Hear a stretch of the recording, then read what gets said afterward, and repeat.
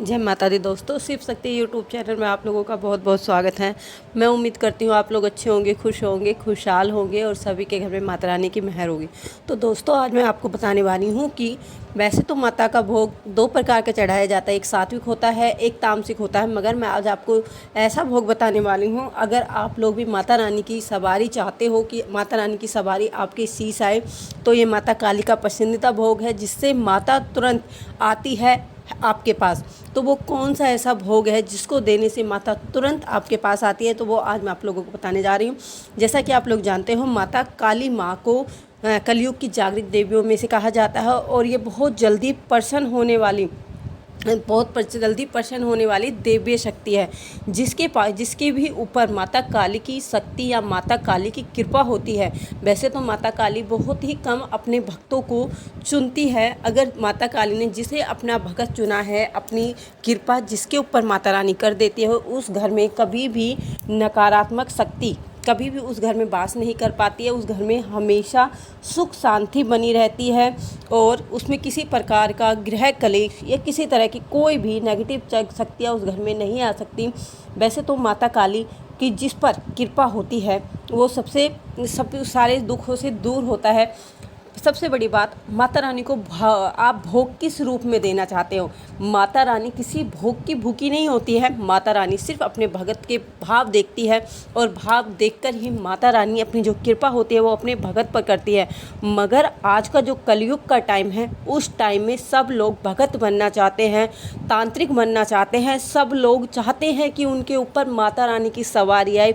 कोई भी माता रानी को माता रानी के स्वरूप में ना पूछकर उन्हें शक्ति के रूप में पूछता है, और सिर्फ शक्ति प्रदान, उन्हें सिर्फ शक्ति प्राप्त हो इस रूप से उन्हें पूछता है।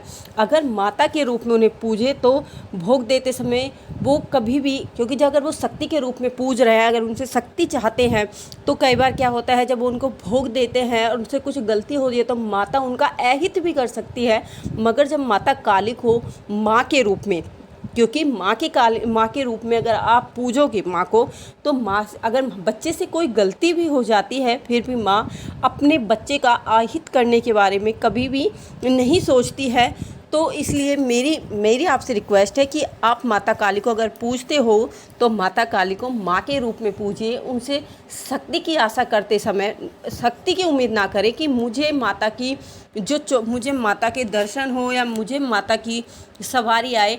माता सवारी सिर्फ माँ अपनी जो सवारी करने वाले व्यक्ति होते हैं, उनको माता स्वयं चुनती है। और अगर आपके भाव निस्वार्थ हैं, उनमें किसी तरह का स्वार्थ नहीं है, तो माता रानी बहुत जल्दी आपको सुनेगी। तो माता रानी का कौन सा वो भोग है जिसको देने से माता रानी तुरंत आपके ऊपर आ जाएगी, तो वो मैं आप लोगों को बताने जा रही हूँ। सबसे पहले जो भोग, ये माता रानी का भोग होता है, ये सिद्धपीठ मंदिर होते हैं माता काली की, वहाँ पर ये भोग चढ़ाना है। अपने घर पर ये माता काली का भोग आपको नहीं देना है। जैसे माता काली का सिद्धपीठ मंदिर पटियाला में है, कलकत्ता में है, और दिल्ली में भी माता कालका का मंदिर है। तो वहाँ पर जाकर आपको जो ये भोग मैं आपको बता रही हूँ, वो आपको वहाँ जाकर चढ़ाना है। और ऐसा नहीं कि जो आप भोग चढ़ा रहे हो माता काली की मंदिर या माता काली की प्रतिमा के सामने ही आप चढ़ाए। आपके घर के पास, जैसे आप पटियाला के हो या कोलकाता के हो या दिल्ली के, जो आपके घर के आसपास, अगर आप सिद्धपीठ मंदिर नहीं जा सकते, तो कोई भी माता काली का मंदिर जो आपके घर के आसपास हो, आप वहाँ जाकर ये भोग माता काली को चढ़ा सकते हैं। मगर ये भोग आपको घर में नहीं चढ़ाना है, माता काली के मंदिर में ही आपको चढ़ाना है। और एक और बात, जब भी आप भोग चढ़ाने जाओ, जरूरी नहीं कि आप जैसे सिद्धपीठ मंदिर गए हो, कालका जी गए हो आप, और कालका जी जाकर या कोलकाता गए हो, और वहाँ जाकर आप सोचते हो कि मैं माँ के मंदिर में या माँ की प्रतिमा के सामने ही ये भोग चढ़ाऊँगा, तो ऐसा होना मुश्किल होता है। क्योंकि माता के जो मंदिर होते हैं उसमें दर्शन ही बड़ी मुश्किल से होते हैं। आप भोग किस प्रकार से वहाँ चढ़ा सकते हो।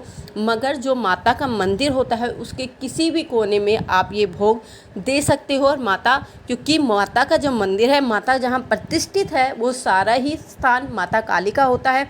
तो आप मंदिर के किसी भी कोने में, चाहे वहाँ माता रानी की प्रतिमा हो या ना हो, आप वहाँ पर माता काली का जो भोग है वो आप दे सकते हो। तो भोग में आपको क्या क्या देने हैं वो मैं आप लोगों को बता देती हूँ। सबसे पहले आपको लेने हैं 5 लौंग, 5 हरी इलायची, ठीक है, 5 लौंग, 5 हरी इलायची, और थोड़ी सी कपूर, कपूर, जैसा कि आप लोग जानते हो कपूर सरस्वती की है, जो आपको अच्छी लगे वो वाली आप कपूर ले सकते हो।